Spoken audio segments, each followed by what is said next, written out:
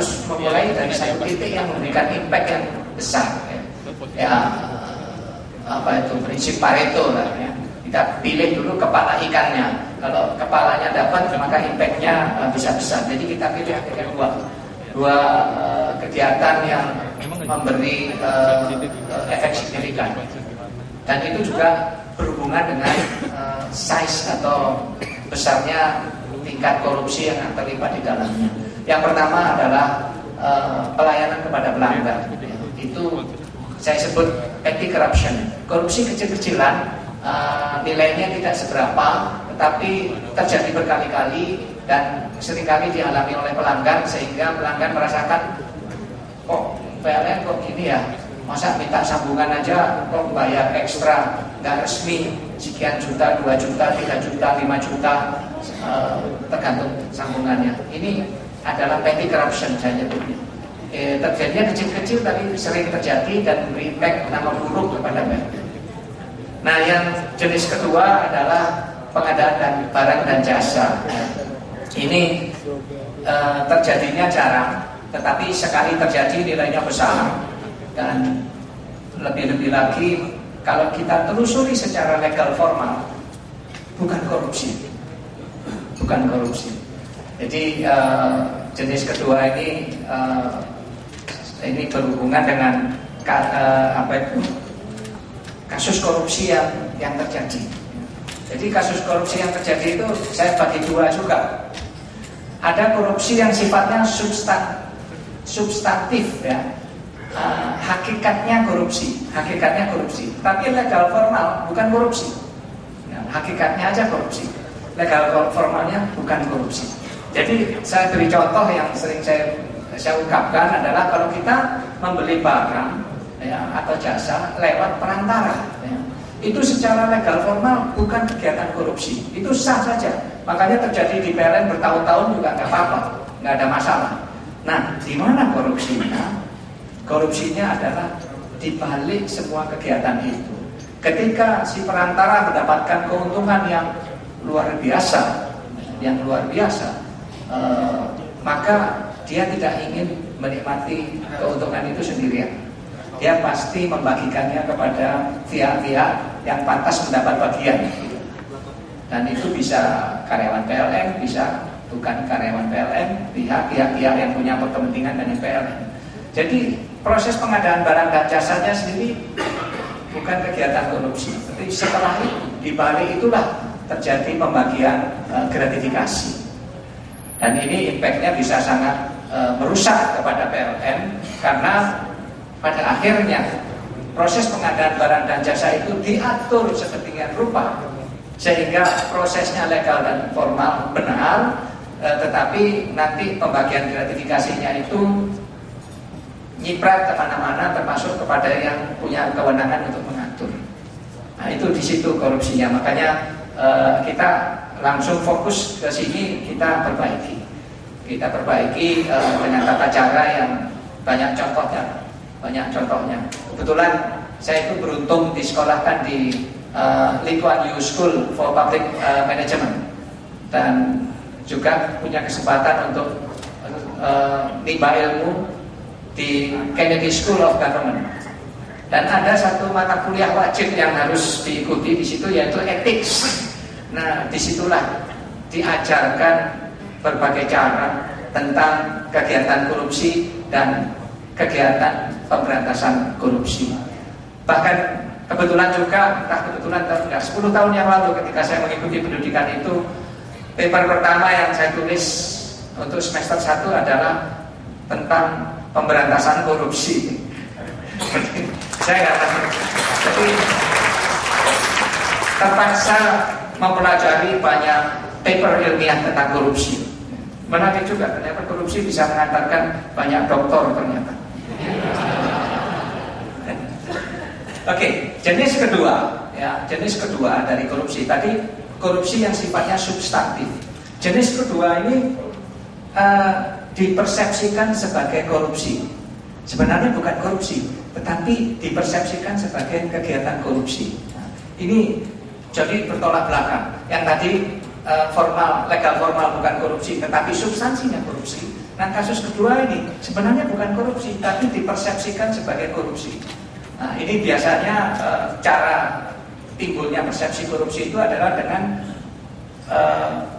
memberi persepsi atau mengartikan aturan-aturan yang ada entah di pemerintahan maupun di PLN, kemudian dibetulkan dengan kegiatan yang dilakukan, lalu timbullah tuduhan bahwa ini korupsi. Ini terjadi ya, dan termasuk di PLN beberapa orang karyawan PLN ada yang di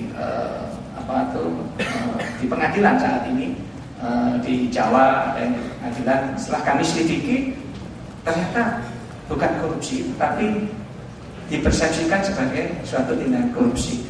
Ini memang menyedihkan, dan saya kira para pegiat korupsi di negeri ini seperti TII, ICW dan yang lain-lain mesti mewaspadai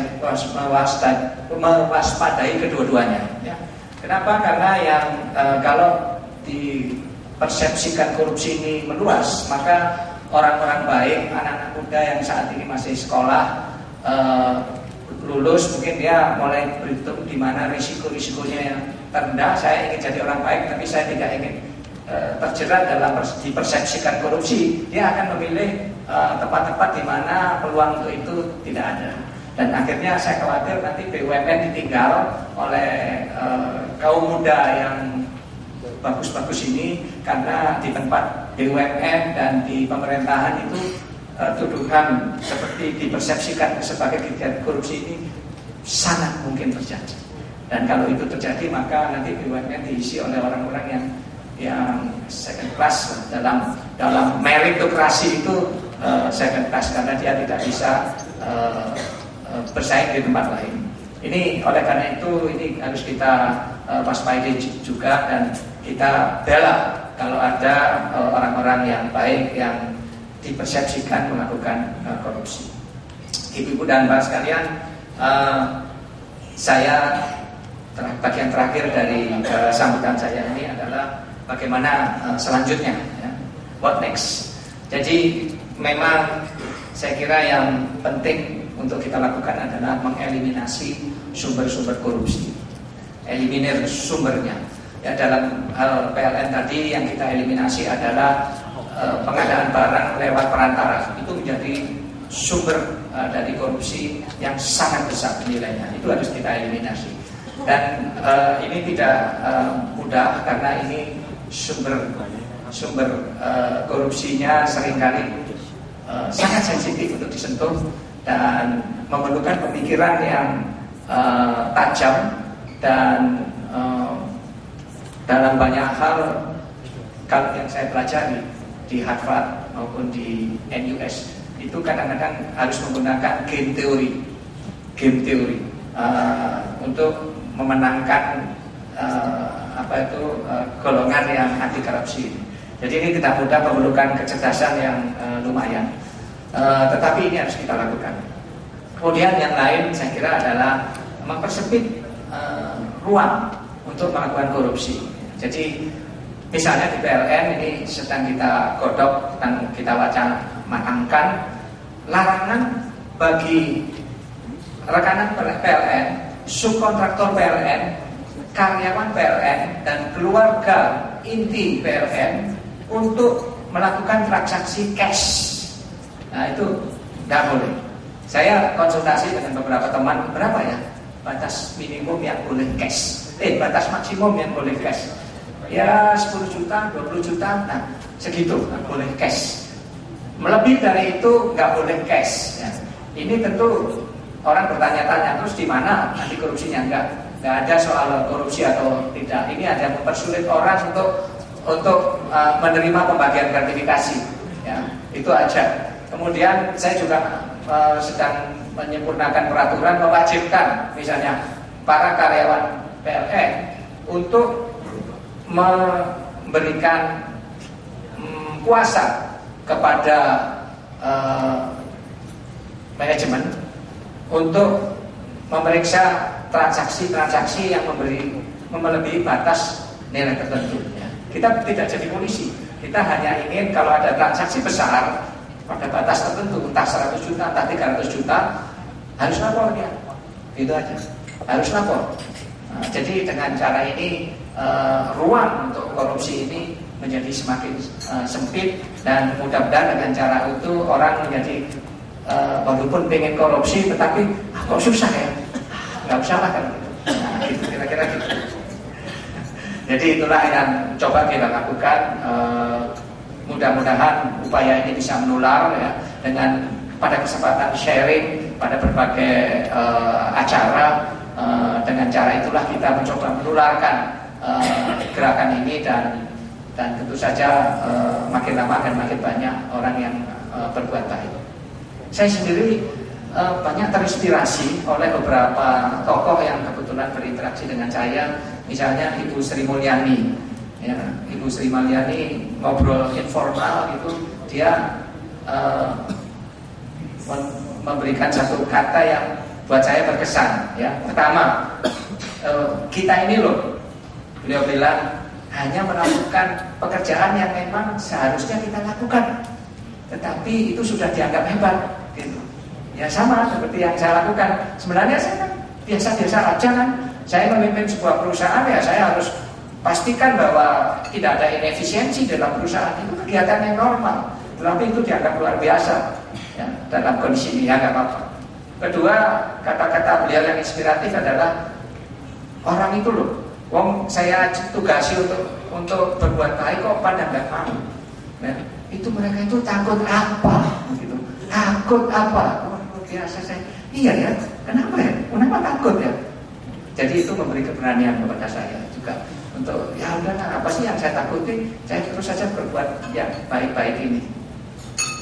Tokoh lain misalnya, saya belum kenal Pak Jokowi waktu itu, tetapi waktu itu beliau memberi pidato pada saat anak saya wisuda di kampusnya. Beliau ngasih pidato yang menceritakan pengalaman dia apa adanya, dan itu waktu itu beliau wali kota Solo, Mas. Saya sampai apa tuh berbesmili bahasa Jawanya, lalu menitikkan air mata. Saya terharu, ternyata banyak ya orang baik di negeri ini dan memegang kekuasaan. Saya membaca dari media saja, ada Bupati Jembrana dulu yang di Kompas ditulis baik, kemudian sekarang ada Wali Kota Surabaya yang juga baik. Terus waktu itu dikenalkan Pak Jokowi Wali Kota Solo yang juga baik. Jadi saya pikir orang baik banyak kok, kenapa kita nggak jadi orang baik juga, ya kan?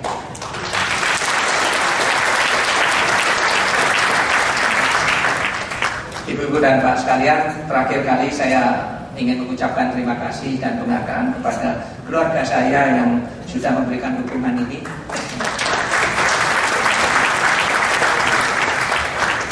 Saya ajak mereka hidup sederhana saja apa adanya. Ya enggak sederhana amat kok. Masih naik mobil juga, rumahnya juga masih pakai AC. Tetapi tidak bermewah-mewah memang, itu aja.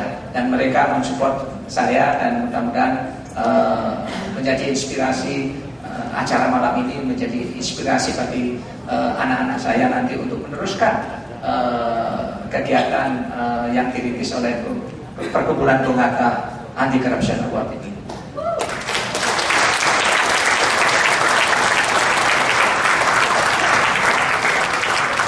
Akhirul kalam, mudah-mudahan upaya-upaya kita ini mendapatkan ridho dari Allah Subhanahu wa taala. Wabillahi taufiq wal hidayah. Wassalamualaikum warahmatullahi wabarakatuh.